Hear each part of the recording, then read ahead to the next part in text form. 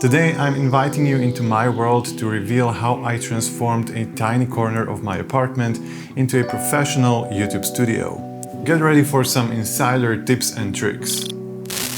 First, let me set the scene. I'm working with a compact area in our 3-room apartment. The reality for many of us, right?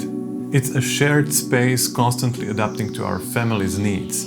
I want to show you that no matter the size of the space, creativity and planning can work wonders. Whether you're in a dorm room, a studio apartment, or in just a corner of your bedroom, these tips are for you.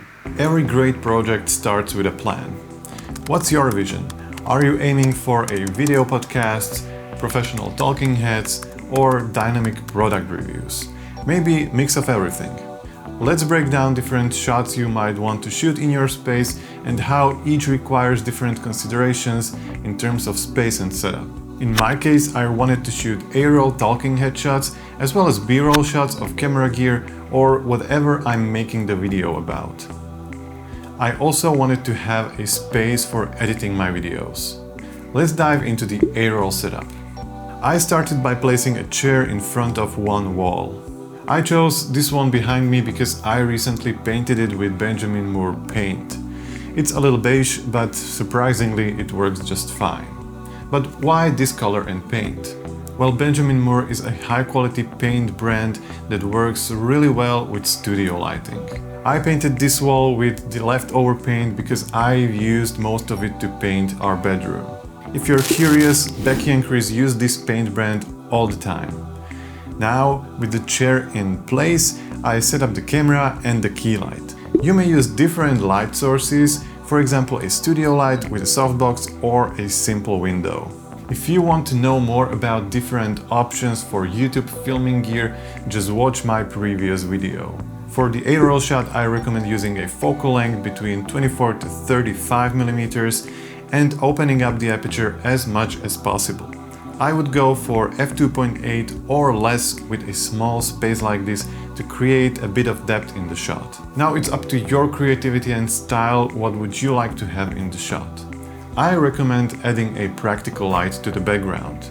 With an opened up aperture you can create bokeh effect, plus it will illuminate the background, creating a nice gradient in the final shot. I'm using Philips Hue bulbs. You can adjust the intensity and in some cases color with the mobile app or with your home assistant. In such a small space, I like to keep things simple and minimalist. Another thing in my shot is the editing desk with the ultra-wide monitor.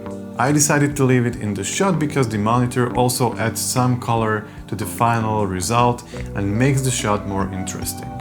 I also figured that I want a desk in front of me to showcase camera gear in my A-roll shot and occasionally also for the top-down shot.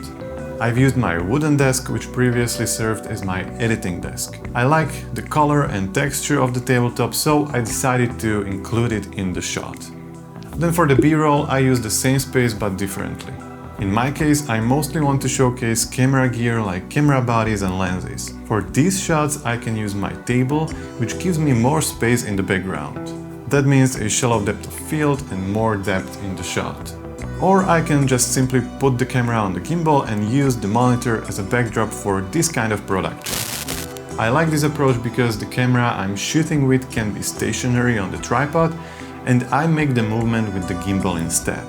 This is especially good for small spaces where you just cannot move around with your camera without showing the messy parts of your studio. You may be surprised, but even the best looking set would look really bad without proper lighting. This is a really good news because even a really simple set like this can look good or at least more professional with good lighting. For my key light, I'm using the old Aperture 120D, which still rocks for these home conditions, and I'm using it with the light dome to soften the light. You really want to use a good soft light source to light yourself in front of the camera.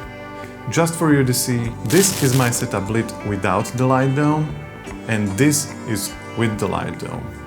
Most of the time I try to position my key light at least at 45-degree angle, so one side of my face is darker, but you may find that you like the flat lighting even more.